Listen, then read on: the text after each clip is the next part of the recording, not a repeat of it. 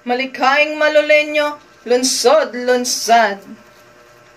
Nang panimula aking nagunita, lunsod-lunsad ay may inilathala sa pagbuo at paggawa ng Pilipiniana. Ako'y walang alinlangan na nagpalista.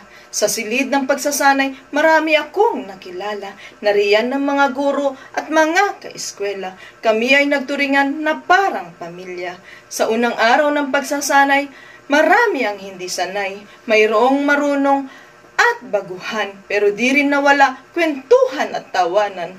Habang araw ay lumilipas, kami walang sinayang na oras sa paggawa ng disenyo para sa aming mga modelo.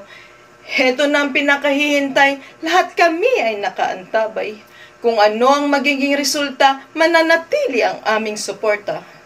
Hurado ang bahala sa aming mga grado. Sa 9 na kandidato, 3 lang ang sigurado. Lahat ay kabado at desidido na manalo. Kaming mga kandidato, panalo sa puso ng mga tao. Halina't kapwa ko Malolenyo, dito na tayo sa taga-disenyo. Ating tangkilikin, sariling atin. Mabuhay Malolos, mabuhay Malolenyo!